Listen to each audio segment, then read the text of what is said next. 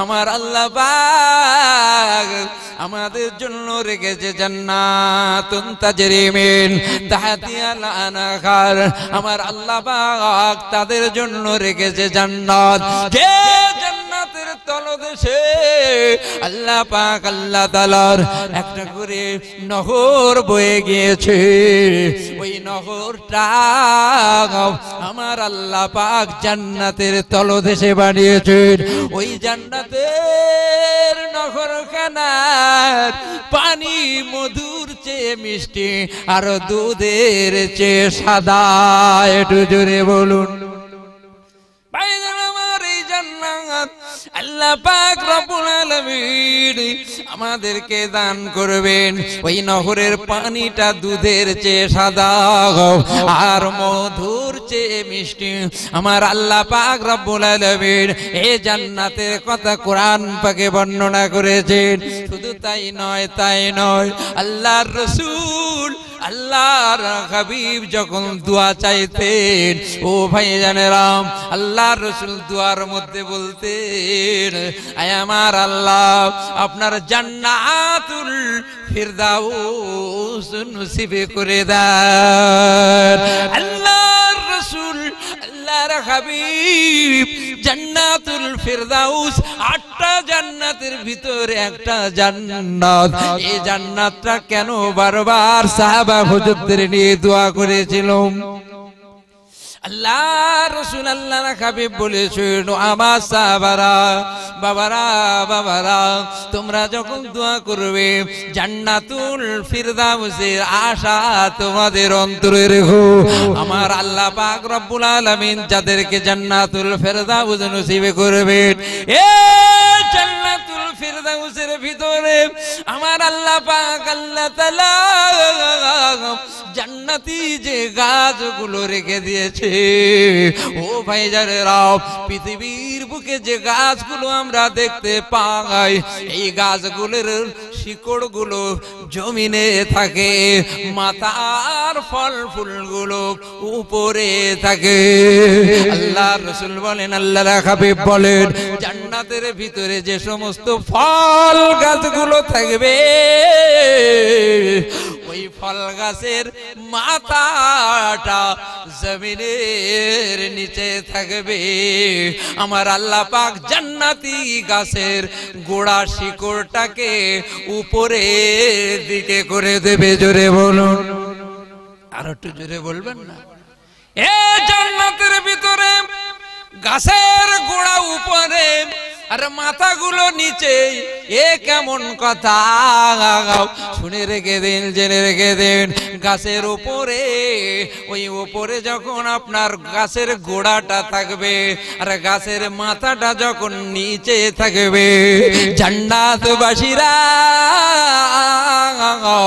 যে একটা যদি জান্নাতের ভিতরে একটা গাছ আমরা যদি একবার সুবহানাল্লাহ বলি, আমার আল্লাহ পাক একটা সুবহানাল্লাহর জন্য একবার সুবহানাল্লাহ বলার কারণে জান্নাতের ভিতরে একটা গাছ তৈরি হয়, ওটা হলো সুবহানাল্লাহর গাছ। এই গাছটা হাদিস শরীফে এসেছে। এই গাছের স্ট্রাকচার, বাউন্ডারিটা এত বড় হবে, ওই গাছটা এত বড় এরিয়া নেবে। যদি একটা দ্রুতগামী ঘোড়া ছোটানো হয়, ওই ঘোড়াটা ছুটে ছুটে ছুটে ছুটে 500 বছর লাগবে ওই গাছের এরিয়াটা পরিভ্রমণ করতে। আমার আল্লাহ পাক একবার সুবহানাল্লাহ বলার জন্য এই সুবহানাল্লাহর গাছগুলো জান্নাতের ভিতরে তৈরি হচ্ছে। একটু জোরে বলুন, আর একটু জোরে হবে না? ও ভাইরা, শুধু তাই নয়, একবার সুবহানাল্লাহ বলার কারণে আল্লাহ পাকের প্রথম আসমান থেকে আর জমিন পর্যন্ত যতগুলো ফাঁকা খালি জায়গা আছে, আমার আল্লাহ পাক সমস্ত জায়গাগুলো সওয়াব নেকি দিয়ে পরিপূর্ণ করে দেয়। জোরে বলে, ও আমি আল্লাহ পাক বড় রহমান আর রহিম। আমি আল্লাহ যারা জান্নাতি হবে আমার জান্নাতি বান্দা বান্দীদের আমি কষ্ট দেব না আমার জান্নাতি বান্দা বান্দীরা জান্নাতের ভিতরে এত বড় গাছ, ওই গাছটার গোড়াটা যখন উপরে হবে মাথাটা যখন নিচে হবে ওই গাছের কোনো ছায়া বেশি এরিয়া বাদ যাবে না, সম্পূর্ণটা ওই গাছটা জান্নাতবাসীরা ব্যবহার করতে পারবে। ও সঙ্গে সঙ্গে আমার আল্লাহ পাক আল্লাহ তাআলা জান্নাতের ভিতরে যে গাছটা স্ট্রাকচার বাউন্ডারি দিয়ে তৈরি করেছেন আমার আল্লাহ পাক বলবেন আমার বান্দা আমার বান্দিরা তোদেরকে জান্নাতুল ফিরদাউস দিয়ে দিলাম, তোরা যে গাছের ফলটা খাওয়ার ইচ্ছা করবি একবার গাছের দিকে তাকানোর সঙ্গে সঙ্গে তোদের গালের কাছে আমি আল্লাহ ওই জান্নাতের ভিতরে ফল গাছগুলো আমি আল্লাহ মজুদ করে রেখেছি। আর একটু জোরে বলুন সুবহানাল্লাহ। ও যারা কাবা বাইতুল্লাহ শরীফে নামাজ পড়েছেন জিয়ারত করেছেন আর যারা মদিনা শরীফে মসজিদে নববী শরীফে নামাজ আদায় করেছেন, মসজিদে নববীতে যদি এক রাকাত নামাজ কেউ আদায় করে তার নামা আমলে 50,000 রাকাতের সওয়াব দিয়ে দেয়। একটু জোরে বলুন। কাবা বাইতুল্লাহ শরীফে যদি কেউ এক রাকাত নামাজ পড়তে পারে আমার আল্লাহ পাক তার নামা আমলে 1,00,000 রাকাতের সওয়াব দিয়ে দেয়। জোরে বলুন সুবহানাল্লাহ। ও ভাইজানের রাম আল্লাহর নবী আল্লাহর হাবিব আজ তিনি রওজার ভিতরে আল্লাহর রাসূল জিন্দা বাবু সালাম থেকে ঢুকে হাজী সাহেবরা যখন আল্লাহর রাসূলকে সালাম দিতে দিতে বেরিয়ে যায় ওই সময় দেখতে পাওয়া যায় আল্লাহর রাসূল বলেন মান যারা কবরি ওয়াজাবাত লাহু শাফাআতি, যে আমি রাসূল আমার রওজাটা দেখলো আমি রাসূলুল্লাহ তার জন্য সুপারিশটা ওয়াজিব হয়ে গেল। জোরে বলুন আর একটু জোরে বলুন সুবহানাল্লাহ। দরুদ আল্লাহুম্মা একটু জোরে ওয়ালা আলে সাইয়্যিদিনা মাওলানা মুহাম্মদ। একদিন তোমারি নাম মসজিদে হবে এলান, একদিন তোমারি নাম মসজিদে হবে এলান। তৈরি থেকো তৈরি রেখো কবরের সামান, একদিন তোমারি নাম মসজিদে হবে এলান। আল্লাহুম্মা সাল্লি আলা ওয়া আলা আলি সাইয়্যিদিনা। আমার ভাইজান শুনে রেখে দিন আল্লাহর রাসূল আল্লাহর হাবিবের রওজা মুবারক জিয়ারত করে হাজী সাহেবরা যখন চলে আসে ওই জায়গায় দাঁড়িয়ে দোয়া করতে পারেন না। ও ভাইজানেরা একটু দূরে এসে আল্লাহর রাসূল আল্লাহর হাবিবের রওজা মুতারের দিকে হাত দুখানা তুলে হাজী সাহেবরা দোয়া করে। হাজী সাহেবরা কেঁদে কেঁদে দোয়া করে যদি সৌদি সরকার অনুমতি দিত হাজী সাহেবরা এত কান্না কাঁদেন আল্লাহর রাসূলের রওজার দিকে ফিরে দোয়া করেন। কান্নার পানিতে সমুদ্র ভেজে যেত। আল্লাহ রাসূল আল্লাহর হাবিব আজ মদিনা শরীফকে এত মহব্বত করেছেন। ও যদি কোনো বান্দা বান্দি মদিনা শরীফে যায় আর মদিনা শরীফের কোনো বাজারের জিনিস খরিদ করতে করতে যদি বলেন এই জিনিসটা ভালো নয়, আল্লাহর রাসূল তার প্রতি অসন্তুষ্ট হয়ে যায়। ও আমার আল্লাহর নবীর দেশটা এত সুন্দর, মদিনা শরীফে গিয়ে কোনদিন বদনাম করার জায়গা নয়। আল্লাহ রাসূল আল্লাহর হাবিব এই ইসলামকে প্রচার করার জন্য রাসূল আমার কত কষ্ট করেছে, সিদ্ধান্ত করেছেন। একটা বাড়ি করতে গেলে যেমন ওই বাড়িটা আপনার সুন্দর করে খুঁড়ে একটা স্ট্রাকচার বাউন্ডারি দিয়ে একটা ভিত স্থাপন করে কলম তুলে তবে বাড়ি ঢালাই করতে হয়। ও ভাইজানেরা শুনে রেখে দিন, ইসলাম এত সহজে আসে নাই। আজ আমাদের ঘরের দুয়ারে কোরআন পৌঁছে গিয়েছে, আমাদের ঘরে ঘরে নামাজ পৌঁছে গিয়েছে, আমাদের ঘরে ঘরে কলেমা পৌঁছে গিয়েছে। আল্লাহর রাসূলের কত ঘাত প্রতিঘাতের পরে তবে আমরা ইসলাম পেয়েছি। তাম ইতিহাসটা খুলুন, আল্লাহর রাসূল কোনদিন কুফারে কুরাইশদের বিরুদ্ধে আল্লাহর রাসূল যুদ্ধ করেন নাই। কুফারে কুরাইশরা আমার রাসূল পাককে মারতে এসেছেন, যুদ্ধ করতে এসেছেন। আল্লাহর রাসূল শুধু সেফ গার্ড হিসেবে ওগুলোকে এমনি করে ওই যুদ্ধগুলোকে সেভ করে গেছেন। আল্লাহর রাসূল আল্লাহর হাবিব আজ এই পৃথিবীর বুকে দেব আল্লাহর নবী যে সাহাবা হুজুরদের শিক্ষা দিয়ে গেছেন।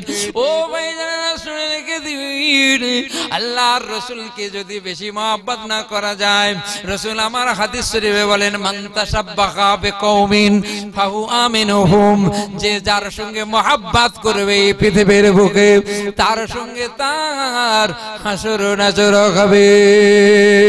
আল্লাহর রাসূল আল্লাহর হাবিব যখন কোটি কোটি পায় ইসলামকে প্রচার করছেন, এমন সময় দেখতে পাওয়া যায় আবু জেহেল, আবু সুফিয়ান, আবু লাহাবেরা আল্লাহর রাসূলের ঘরটাকে ঘিরে ফেলছেন, আল্লাহর রাসূলকে জানে মেরে দেবে। এমন সময় দেখতে পাওয়া যায় জিবরিল আমিন আলাইহিস সালাম এসে বলেন, ইয়া রাসূলুল্লাহ, ইয়া হাবিবাল্লাহ, আপনি আর বাড়িতে থাকবেন না, কুফারে কুরাইশেরা আপনার বাড়িটা ঘিরে ফেলেছে, আপনাকে জানে মেরে দেবে, খুনি জীবনে মেরে দেবে। আল্লাহর রাসূল বলেন, আখি জিবরাইল, আয় আমার ভাই জিবরাইল, আজ রাতের অন্ধকারে হাজারে এক হাজারে আবু জেহেলের মানুষরা আমার ঘরটাকে ঘিরে ফেলেছে, কিন্তু কি করে আমি বেরিয়ে যাই? ভাই জিবরিল, আপনি তো সংবাদটা দিলেন, তা এত মানুষ সব ঘিরে আছে চারিদিকে, কিভাবে বেরিয়ে যাবে? ওই সময় জিবরিল আমিন বলেন, ইয়া রাসূলুল্লাহ, ইয়া হাবিবাল্লাহ, আপনি ভয় খাবেন না, গাম খাবেন না। শাহাতুল উজুহ, আপনি জমিন থেকে একটু মাটি মোটা করে দেন, ওই মাটিটা একবার ফুঁক দিয়ে আর আপনি শাহাতুল উজুহ, হাতটা উঁচু করে একটু আকাশের দিকে ছুঁড়ে মারেন। আমার আল্লাহ পাক বলেন, আমি আল্লাহ প্রতিটা মানুষের চোখে চোখে এই ধুলোবালি গুলো পৌঁছানোর দায়িত্বটা আমি আল্লাহ আমার। ও আল্লাহর রাসূল আল্লাহর হাবিব মাটি সবুটা করে যেই না মাত্র ছড়িয়ে দিয়েছেন, আমার আল্লাহ তাআলা কুফারে কুরাইশদের চোখটাকে অন্ধ করে দিলেন, আর কিছু দেখতে পায় না, চোখ রগড়াতে থাকে। ওই সুযোগে আমার আপনার প্রফেট জগৎগুরু হাবিবুল্লাহ, যিনি লিডার অফ দা ওয়ার্ল্ড, ওয়া মা আরসালনাকা ইল্লা রাহমাতাল লিল আলামিন, আমার নবীকে রহমত স্বরূপ নবী করেছেন। ওই নবী হেঁটে হেঁটে চলে যাচ্ছেন। আল্লাহ রাসূল এক সময় বলেছিলেন, আবু বকর, ও আমার সঙ্গী সাথী আবু বকর, বাবা এমন একটা সময় হতে পারে, এমন একটা দিন আসবে, আমি রাসূলুল্লাহ আমাকে ওয়াতান ছেড়ে চলে যেতে হবে, আমার দেশ জন্মভূমি ছেড়ে চলে যেতে হবে আবু বকর। ওই কথাটা 6 মাস আগে আবু বকর সিদ্দিক রাদিয়াল্লাহু তাআলা আনহুর সঙ্গে বলেছিলেন। আল্লাহর রাসূল যখন আস্তে আস্তে করে আবু বকর সিদ্দিকের বাড়ির কাছে গিয়ে একবার হাঁক দিলেন, আবু বকর সঙ্গে সঙ্গে লাব্বাইকা সাদাইকা, ইয়া রাসূলুল্লাহ, ইয়া হাবিবাল্লাহ, আমি আবু বকর, আমিও দোয়া করেছিলাম আপনার হিজরতের সাথে আমি আবু বকর হব। ইয়া রাসূলুল্লাহ, হাবিবাল্লাহ, আমি হাজিরাজি। আবু বকর সিদ্দিক গাড়লি মোবারক নিয়ে আল্লাহর রাসূলের সঙ্গে একসাথে গভীর রাতে বেরিয়ে যাচ্ছেন। হযরতে আলী কারামুল্লাহ বাজুকে বলেন, আবার আলী, ও আসাদুল্লাহিল গনিব, ও আমার আলী, শুনে রেখে দাও, যে রেখে দাও, আমি রাসূলুল্লাহ আমার ঘর থেকে বেরিয়ে যাই, আমার ওই বিছানার উপরে তুমি আলী শুয়ে পড়ো, আমার চাদরটা গায়ে দিয়ে শুয়ে পড়ো আলী।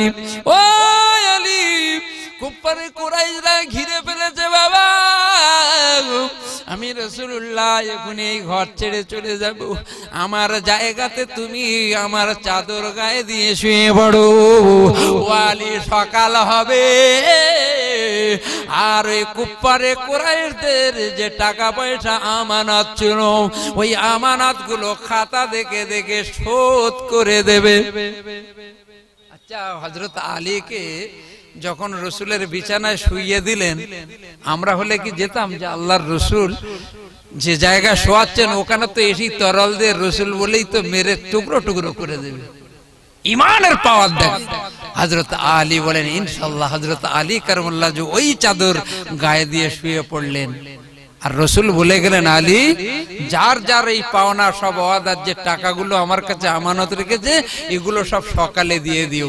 তাহলে এর দ্বারা রসুল্লাহ যেটা বলে সেটাকে মিথ্যা হয়? হয় না। আল্লাহর রসুল বলেছেন এগুলো মিটিয়ে দিও, অর্থাৎ হযরতে আলী কারামুল্লাহ ওয়াজহু মারা যাবেন না। একটু জোরে বলুন, আর একটু জোরে বলুন। এই দ্বারা বুঝে নিতে হবে ইশারা, সকালে হযরত আলী তুমি এগুলো বন্টন করো, মানে তুমি বাবা বেঁচে থাকবে। রাসূলুল্লাহ চলে গেলেন। কিতাবের মধ্যে দেখতে পাওয়া যায় সিদ্দিক আকবর আবু বকর সিদ্দিক আল্লাহর রাসূলের সঙ্গে সাথী হয়ে হিজরতের সময় যেই না মাত্র রাতের বেলা বার হয়ে যাচ্ছেন, এমন সময় আবু জেহেল, আবু লাহাব, আবু সুফিয়ানের দলেরা সিদ্দিক আকবর আবু বকর সিদ্দিক রাদিয়াল্লাহু তাআলা নূর বাড়িটা ঘিরে ফেলে। সিদ্দিক আকবরের বাড়ির ভিতরে গিয়ে আবু বকর সিদ্দিক রাদিয়াল্লাহু তাআলা আনহুকে খুঁজতে লাগছেন। আবু বকর নাই, আবু বকর আমার রাসূলের সঙ্গে হিজরত করছেন। এমন সময় দেখতে পাওয়া গেল হযরতে আবু বকর সিদ্দিক রাদিয়াল্লাহু তাআলা আনহুর মেয়ে আসমাকে প্রহার করতে লাগলেন, এত মার মারতে লাগলেন কানগুলো ফেটে রক্ত বাহির হয়। ওই সময় আসমা একবার করে চিৎকার দিয়ে ওঠে, আব্বা আমাকে মেরে ফেললো আব্বা, ও আমার আব্বা, আমি আসমা, আমাকে এত প্রকার করছে আব্বা, আমি হয়তো আর জীবনে বাঁচবো না। এই আওয়াজ করা রাতের অন্ধকারে আল্লাহ আল্লাহর রাসূলের সঙ্গে আবু বকর সিদ্দিক রাদিয়াল্লাহু তাআলা যাচ্ছেন। এমন সময় আওয়াজ কানে আসে, হযরতে আবু বকর সিদ্দিক রাদিয়াল্লাহু তাআলা থমকে দাঁড়িয়ে গেলেন, চোখ দিয়ে ঝরঝর করে পানি পড়ে। ইয়া রাসূলুল্লাহ, ইয়া হাবিবাল্লাহ, আমার মেয়ে আসমাকে হয়তোবা এতক্ষণ শহীদ করে দিয়েছে। আল্লাহ রাসূল ওই সময় বলেছিলেন, আবু বকর, ও আবু বকর, তুমি কি হাদিসটা ভুলে গেছো? লা ইউমিনু আহাদুকুম হাত্তা আকুনা আহাব্বা ইলাইহি মিন ওয়ালিদিহি ওয়া ওয়ালাদিহি ওয়ান নাসি আজমাইন।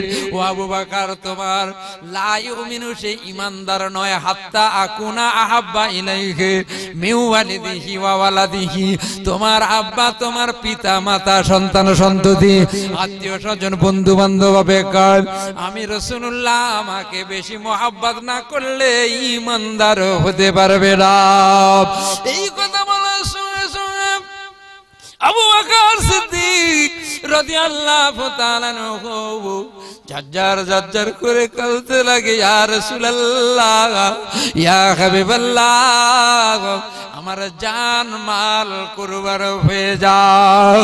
ইয়া রাসূলুল্লাহ, হে ইয়া হাবিবাল্লাহ, আমার আসমা যদি জীবনে শহীদ হয়ে মারা যায় তাও যাক। ইয়া রাসূলুল্লাহ, আমি আর বাড়িতে ফিরে যাব না। আল্লাহ রাসূলের সঙ্গে যেতে লাগলেন। হঠাৎ করে দেখতে পাওয়া গেল এই রাস্তার মাঝখানে গিয়ে সিদ্দিক আকবর আবু বকর সিদ্দিক রাস্তায় চলতে চলতে হাত দুখানা লম্বা করে দিয়ে দাঁড়িয়ে যায়। আল্লাহর রাসূলের সম্মুখে হাত দুখানা লম্বা করে দাঁড়ায়। আল্লাহ রাসূল ওই সময় বলেছিলেন, ও আবু বকর, ও আবু বকর, তুমি বেয়াদবি করো না, বেয়াদবি করো না। আমি রাসূলুল্লাহ, আমার সামনে তুমি হাত দুখানা খালি হঠাৎ করে থমকে কেন দাঁড়িয়ে যাও? ওই সময় আবার দেখা যায় আবু বকর সিদ্দিক সামনের থেকে আবার ডাইনে দাঁড়িয়ে যায়, আবার ডাইনের থেকে বাঁয়ে দাঁড়িয়ে যায়। আল্লাহ রাসূল বলেন, আবু বকর, তুমি জানো বড় চঞ্চল, তুমি বারবার করে আমার যাওয়ার রাস্তাটা যেন বাধা দিচ্ছ, হাত দুখানা লম্বা করে দাঁড়াও। সিদ্দিক আকবর আবু বকর বলেছিলেন, ইয়া রাসূলুল্লাহ, ইয়া হাবিবাল্লাহ, আমার জান মাল আপনার কদম তলে কুরবান হয়ে যাও। ইয়া রাসূলুল্লাহ, ইয়া হাবিবাল্লাহ, আপনাকে এত মোহব্বত প্যার আমি করি। আমি আবু বকর, মনের ভিতরে আমার কি যেন একটা জেগে উঠলো। ওই আসছে কুফারেরা, ওই কাফেরের দলেরা আপনাকে তীর মারবে, আল্লাহর রাসূলকে তীর মারবে, কি যেন আমার একটা মনে হতে লাগলো। ওই সময় আমি কি করলাম, হাত দুখানা লম্বা করে আপনার সামনে ঢাল হিসেবে আমি আবু বকর দাঁড়িয়ে গেলাম। জোরে বলুন আর একটু মুহাব্বতে বলুন সুবহানাল্লাহ। আল্লাহর রাসূল এই সময় বলেছেন, ও আবু বকর, যে সমস্ত হাজী সাহেবরা হজ পাকে গিয়েছেন, মক্কা শরীফ থেকে যে রোডটা আপনার মোহাম্মদ ইসমাইল খলিল রোড, ওই রোড দিয়ে নিয়ার কিদুয়াই পার্ক বলে একটা জায়গা আছে, যে জায়গা জমজম কূপের পানি প্যাকিং হয়, ওই রোডের পাড় দিয়ে গাড়ি সুরে চলে গেছে বাবারা।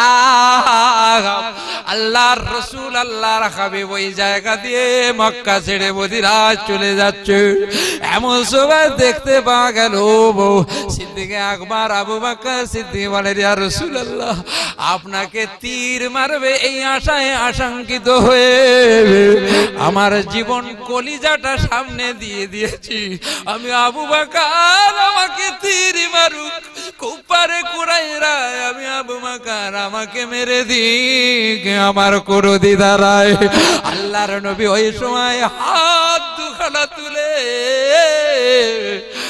হিজরতের রোডে দোয়া করে, ওগো আমার আল্লাহ, আবু বকর আমাকে এত মোহাব্বত করে ভালোবাসে, আমি রাসূলুল্লাহ আপনার দরবারে দোয়া চাই আল্লাহ, দুনিয়াতে যেমন আবু বকর আমার সঙ্গী সাথী, আমি রাসূল আমার হিজরতেরও সাথী, আমি রাসূলুল্লাহ দোয়া করি জান্নাতে আবার আবু বকরের সঙ্গে একসঙ্গে দয়ার জান্নাতটা আমার সঙ্গে যেন একসাথে হয়। একটু জোরে বলেন, আর একটু জোরে বলেন সুবহানাল্লাহ। ও আল্লাহ রাসূল যে দোয়াখানা হিজরতের রাতে করেছিলেন, ওই দোয়াটা আমার আল্লাহ পাক কবুল করে নিয়েছিলেন গো। তাই না জন্য দেখা যায় সিদ্দিকে আকবর আবু বকর সিদ্দিক দুনিয়ার বুক থেকে যখন চলে যাচ্ছে, আল্লাহ রাসূলের সাহাবাদের বলছে, আমার সাহাবারা, ও রাসূল পাকের সাহাবারা, ও আমার সঙ্গী সাথীরা, আমি আবু বকর দুনিয়ার বুক থেকে যখন মারা যাব, দুনিয়ার বুক থেকে চলে যাব, ও আমার সঙ্গী সাথীরা, আমি আবু বকর আমার লাশটা তোমরাও এমনি করে গোসল দিয়ে কাফন পরিধান করে খাটিয়ায় করে নিয়ে, আমি আবু বকর আজ আমার লাশটাকে আল্লাহর রাসূলের যে রওজা মুতার রয়েছে, ওই রওজার মেন গেটের কাছে আমি আবু বকর আমার লাশটাকে রেখে দিও বাবারা। ও রাসূল পাকের সাহাবারা, শুধু তা রাখবে না, দেখবে তোমরা আল্লাহর রাসূলের রওজার যে মেন গেট আছে, ওই মেন গেটের দরওয়াজা কিন্তু তালা লাগানো আছে। আমি আবু বকর আমার লাশটা ওইখানে রেখে আল্লাহর নবীর রওজা মুবারকের মেন গেটের দিকে তোমরা সব তাকিয়ে থাকবে। যদি দেখা যায় আমার রাসূল পাকের রওজা মুতাহহারের ওই দরওয়াজাটা অটোমেটিক খুলে গেছে, আমি আবু বকর তাহলে রাসূলের পাশে আমাকে কবর দিও। ও ভাইয়েরা, যদি রাসূলের দরওয়াজা ওই গেটের দরওয়াজা তালা অটোমেটিক না খুলে, আমি আবু বকর আমাকে আর নিয়ে দেরি করবেন না, সোজাসুজি জান্নাতুল বাকিতে আমাকে কবরস্থ করে দিবে। সিদ্দিকে আকবর আবু বকর সিদ্দিক দুনিয়ার বুক থেকে চলে গেলেন। ও ভাইজানেরা, ধারাবাহিক আলোচনা করতে গেলে অনেক সময় লাগবে, সংক্ষেপে সময় একটু টাচ দিয়ে যায়। এমন সময় সিদ্দিকে আকবর আবু বকর সিদ্দিক রাদিয়াল্লাহু তাআলা আনহুর ইন্তেকাল হয়ে গেল। ওসিয়াত অনুযায়ী লাশ মুবারক নিয়ে রাসূলের রওজা মুতাহহারের সামনে রাখা হলো। দেখতে পাওয়া গেল আল্লাহর রাসূলের রওজা মুতাহহারের ওই মেন গেটের দরওয়াজাটা, ওই তালাটা অটোমেটিক খুলে গিয়েছিল। জোরে বলুন, আর একটু জোরে বলুন সুবহানাল্লাহ। অটোমেটিক দরওয়াজাটা খুলে গেল। ও আমার সঙ্গী সাথীরা, ও রাসূল পাকের উম্মতরা, রাসূল পাকের সাহাবারা, আমি আবু বকর আমার লাশটাকে যখন রাখবে, ওই সময় আল্লাহর রাসূলের রওজা মুতাহহার থেকে যদি আওয়াজ আসে যে আবু বকরকে এখানে দাফন করো, এই আওয়াজ কানা যদি তোমরা পাও, তাহলে তোমরা আমাকে দাফন করবে। আল্লাহর রাসূলের রওজা মুতাহহার থেকে আওয়াজ এসেছিল, তাই সিদ্দিক আকবর আবু বকর সিদ্দিকের ওই রাসূলের রওজার পাশে অটোমেটিক কবরখানা হয়েছিল। জোরে বলে, আর একটু জোরে বলে। ও ভাইজান শুনে রেখে দিন, আল্লাহ রসুল আল্লাহর হাবিব, আল্লাহ রসুল আল্লাহ হাবিব দোয়া করেছিল যে সিদ্দিক আকবর আবু বকর সিদ্দিক যেন আমার জান্নাতে সঙ্গী হয়। ওই সময় সিদ্দিক আকবর আবু বকর সিদ্দিক আল্লাহ রসুল আল্লাহর হাবিব ওই সময় বলেছিলেন, ও আবু বকর আমি রাসূলুল্লাহ আমার একটা সিলের প্রয়োজন, স্টামের প্রয়োজন। ও আবু বকর চলে যাও স্বর্ণকারের দোকানে গিয়ে একটা সিল একটা স্টাম্প লিখে আনবে। ওই স্বর্ণকারের দোকানে গিয়ে বলবে লা ইলাহা ইল্লাল্লাহ। ওই আংটির ভিতরে লেখা থাকবে লা ইলাহা ইল্লাল্লাহ। এই কথাটা লিখে এনো বাবা। আবু বকর সিদ্দিক রাদিয়াল্লাহু তাআলা চলে গেলেন, আল্লাহর রাসূলের জন্য একটা আংটি বানালেন। ওই আংটিতে লিখেছেন লা ইলাহা ইল্লাল্লাহ। যেটা রাসূল পাক বলেছে এটুকুনি লিখে আনবে, লা ইলাহা ইল্লাল্লাহ মুহাম্মাদুর রাসূলুল্লাহ। আমার ভাইজানেরা এই কথাটা যখনই আবু বকর লিখেছে, জিবরিল আমিন আলাইহিস সালাম এসে ওই লেখার পাশে লা ইলাহা ইল্লাল্লাহ তার পাশে মুহাম্মাদুর রাসূলুল্লাহ কথাটা জিবরিল আমিন আলাইহিস সালাম অটোমেটিক লিখে দিয়েছে। জোরে বলুন, এটা আমার আল্লাহর হুকুমে জিবরিল আমিন লিখে দিলেন। তার পাশে থেকে দেখা গেল ওই আংটির ভিতরে আবু বকর রাদিয়াল্লাহু আনহু, আর আবু বকরের নামটা ওই আংটির ভিতরে অটোমেটিক এসে গেল। আল্লাহ রাসূলের দরবারে আংটিটা নিয়ে গেছে, সিলমোহর হিসেবে ব্যবহার করবে। আবু বকর সিদ্দিক আংটিটা দিলেন।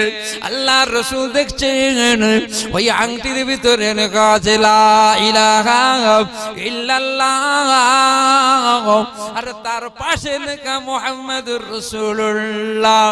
আবু বকর তোমাকে তো লা ইলাহা ইল্লাল্লাহ লিখতে বলেছি, আবার তুমি মুহাম্মাদুর রাসূলুল্লাহ আমার নামটা আবার বসিয়ে দিয়েছো, তা নয় ভুল। তার পাশে আবার আবু বকর তোমার নামটা কেন বসিয়েছো বাবা?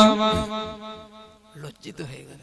ইয়া রাসূলুল্লাহ হাবিবাল্লাহ আমি তো বুঝতে পারলাম না, আমি আবু বকর আমার নাম তো আমি ওই আংটির উপরে খোদাই করে লিখিনি, এই নামটা কেমন করে এলো? কিন্তু আল্লাহর পাশে আমার রাসূল পাকের নামটা যেমন মানাচ্ছিল না, আমার রাসূলের পাশে আবু বকরের নাম ছাড়াও সুন্দর মানাচ্ছিল না, তাই রাসূলের পাশে আবু বকরের নামটা আমার আল্লাহ থেকে জুড়ে দিয়েছিল। জোরে বলেন, আর একটু জোরে বলেন সুবহানাল্লাহ, দরুদ আল্লাহুম্মা ওয়া আলা আলি সাইয়্যিদিনা। ए नूर की किरण फूटी आपके घराने से, नूर की किरण फूटी आपके घराने से, अल्लाहुम्मा सल्ली अला सय्यदिना। এটা তাকবীর দেন, নারে তাকবীর, খুব জোরে আওয়াজ দেন, নারে তাকবীর। জনাব মাওলানা মুফতি মাওলানা মোহাম্মদ বিল্লাল হোসেন সাহেব, নারে তাকবীর। আর একটু জোরে তাকবীর দেন, নারে তাকবীর। এখনই ভাইজান এসে গেছেন, আকাঙ্ক্ষিত বক্তা জনাব মুফতি মাওলানা বিল্লাল হোসেন সাহেব আপনাদের সম্মুখে খুব সুন্দর আলোচনা করবেন। আমার খুব বন্ধুবর তিনি আসছেন কুরআন এবং হাদিসের আলাপ আলোচনা করবেন। যা কিছু সংক্ষিপ্ত আলোচনা করলাম এখানেই সমাপ্ত করলাম। ওমা আলাইনা ইল্লাল বালাগ। দরুদ শরীফ আল্লাহুম্মা।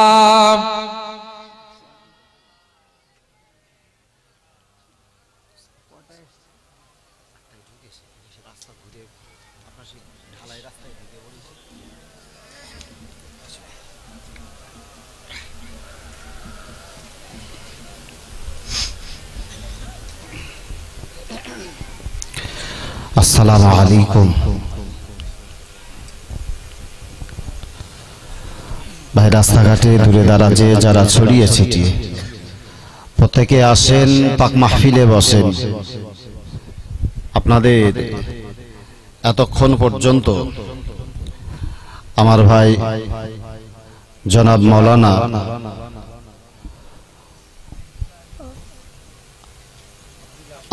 আব্দুল আলিম ভাই অনেক তত্ত্বভিত্তিক অনেকক্ষণ সময় ধরে আপনাদের সম্মুখে আলোচনা রেখেছেন। এখনো যারা ইতিবিক্ষিপ্ত ভাবে ছড়িয়ে ছিটিয়ে প্রত্যেকে আসেন, পাক মাহফিলে বসেন। একটু প্রাণ খুলে উচ্চ আওয়াজে একবার দরুদ শরীফ পড়িয়া আল্লাহুম্মা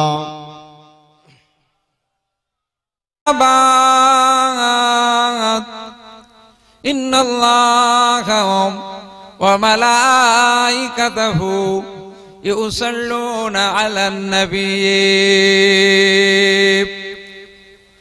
ইয়া আইয়ুহাল্লাযীনা আমানু সাল্লু আলাইহি ওয়া সাল্লিমু তাসলিমা। মুহাব্বতে দরুদ আল্লাহুম্মা সাল্লি আলা সাইয়্যিদিনা মাওলানা মুহাম্মদ ওয়া আলা আলি সাইয়্যিদিনা مولانا محمد. وقال الله تعالى في كلامه المجيد والفرقان الحميد. بسم الله الرحمن الرحيم. كل نفس ذائقة الموت. وقال النبي صلى الله عليه وسلم من تشبه بقوم فهو منهم. وقال الله تعالى في كلامه المجيد والفرقان الحميد. خلق الإنسان ضعيفا. وقال النبي صلى الله عليه وسلم لا يؤمن أحدكم حتى أكون أحب إليه من والده وولده والناس أجمعين. মুআজ্জাজ মুকাররম উলামা ইকরাম, ফুরফুরা শরীফ থেকে আগত পীর সাহেব হুজুর গণ, আজকের এই সভার মহাসম্মানিত সভাপতি এবং আমার সামনে উপবিষ্ট মুরব্বী ইকরাম গণেরা, জওয়ান যুবকেরা, পর্দার অন্তরালের পর্দা নসিনা আমার ধার্মিকা মা ও বোনেরা, সর্বপ্রথম আমার তরফ থেকে জানিয়েছি সালাম। রাস্তার উপরে কি আছে? টোটো। রাস্তার উপরে যে টোটো গাড়িগুলো আছে, টোটোওয়ালার যে ড্রাইভার ভাইরা, আপনারা যদি আওয়াজ পেয়ে থাকেন রাস্তাটা জাম করবেন না, রাস্তাটা ক্লিয়ার করুন। হুজুরের গাড়ি ঢুকবে, আপনারা টোটোগুলো একটা সাইড করে দিন, টোটো বাইকগুলো রাস্তা ক্লিয়ার করে দিন। তাকবীর দেন, নারে তাকবীর, আরো জোরে নারে তাকবীর। সিলসিলা হক ফুরফুরা শরীফ, সিলসিলা হক ফুরফুরা শরীফ, সিলসিলা হক মুজাদ্দিদ জামান, নারে তাকবীর, নারে তাকবীর। ভাইরা, যে কথা বলছিলাম, দুটি চারটি কথা আপনাদের সম্মুখে আমি গুনাহগার এই মসজিদের নগণ্য ইমাম হিসেবে আপনারা বসিয়ে দিয়েছেন। দু চারটি কথা আলাপ আলোচনা করব যদি আপনারা দোয়া করেন। আল্লাহ পাকের খাস রহমত, আল্লাহ পাকের রহমত ছাড়া কোন বান্দা তার মুখের কোন আলোচনা করার ক্ষমতা পৃথিবীর কোন মানুষ নেই। যদি কোন বক্তা কোন আলেমের মধ্যে যদি শস্য পরিমাণ যদি অহংকার তাকাব্বুরি যদি থাকে, তাহলে প্রকৃতপক্ষে এই স্টেজে আল্লাহ পাক তার জবান থেকে কিছু বলাবেন না। আল্লাহ পাকের একটা সপ্তম আকাশের উপরে একটা জায়গা আছে, ওই জায়গাটা হচ্ছে আল্লাহর আরশে আজিমে, ওই জায়গাটার নাম হচ্ছে মাকামে সুরাইয়া। ওই মাকামে সুরাইয়াতে সমস্ত আলেম ওলামা পীর সাহেব হুজুরদের সব আলেম আল্লাহ পাক ওখানে জমা রাখেন। ওই জায়গা থেকে আল্লাহ পাক বন্টন করে পৃথিবীর সমস্ত আলেমদের ভিতরে দেন। আল্লাহর রহমত ছাড়া এক টুকরো বিন্দু কারোর বলার ক্ষমতা নেই। যাই হোক, বেয়াদবি করবেন না। আল্লাহর রসুলের মহাব্বতে জলসা আপনারা দিয়েছেন, এই জলসার গুরুত্ব মাহাত্ম্য আপনারা এই জলসার মাহফিলে এসে আমার রসুলকে সম্মান জানিয়ে বসে পড়বেন, বেয়াদবি কেউ করবেন না। ভাইজান, আমার বক্তব্য আবার ওটা রয়।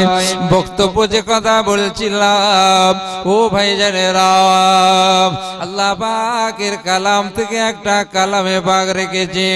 ও ভাইজানেরা, আমরা এই পৃথিবীর বুকে এসেছি, আমরা যারা মায়ের পেট দেখেছি, আমাদের কবরের পেট দেখতে হবে অবশ্যম্ভাবী। কুল্লু নাফসিন যায়িকাতুল মাউত, প্রতিটি প্রাণীর মৃত্যুর স্বাদ গ্রহণ করতে হবে। তবে শুনে রেখে দিন, জেনে রেখে দিন, এই ক্ষণস্থায়ী দুনিয়ায় এসে আমরা দুনিয়ার বুকে রাহাজানি খুন খারাপি বড়াই। ও শুনে রেখে দিন, আমাদের একদিন না একদিন মওত হবে, আল্লাহর দরবারে আমাদেরকে ফিরে যেতে হবে। ও ভাইজানেরা, শুনে রেখে দিন, আল্লাহ পাক বান্দা বান্দিকে জিজ্ঞাসা করবেন, ও আমার বান্দা বান্দিরা, আমি আল্লাহ এত সুন্দর তোমাদের অবয়ব গঠন দিয়ে আমি আল্লাহ পাক তোমাদেরকে সৃষ্টি করলাম। ও বান্দা বান্দিরাও, তোমরা দুনিয়ার বুকে আমি আল্লাহ আমার ইবাদত বান্দিগি তোমরা করলে রাও, আমার ইবাদত বান্দিগি উপাসনা তোমরা করলে রাও। আমি আল্লাহ পাক প্রতিটি পলকে প্রতিটি সেকেন্ডের হিসাবটা আমি আল্লাহ পাক তোমাদের থেকে বুঝে নেব। একটু জোরে বলেন।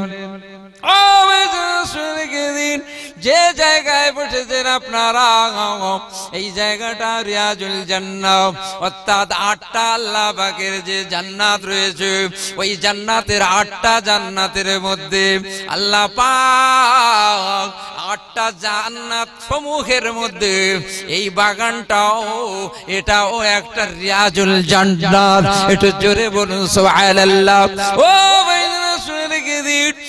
জলসার মাহফিলে বসলে আমার আল্লাহ পাক আল্লাহ তাআলা আমাদের জীবনের সাগীরা গুনাহগুলোকে যেমন মাফ করে দেন, বাড়ি যাওয়ার সময় আপনি তওবা ইস্তিগফার করে যখন বাড়িতে যখন আখিরি মুনাজাত করে ফিরে যাবেন, আমার আল্লাহ পাক বড় বড় কবিরা গুনাহকে আমার আল্লাহ পাক মাফ করে দেন। একটু জোরে বলুন, আর একটু মহব্বতে বলুন সুবহানাল্লাহ।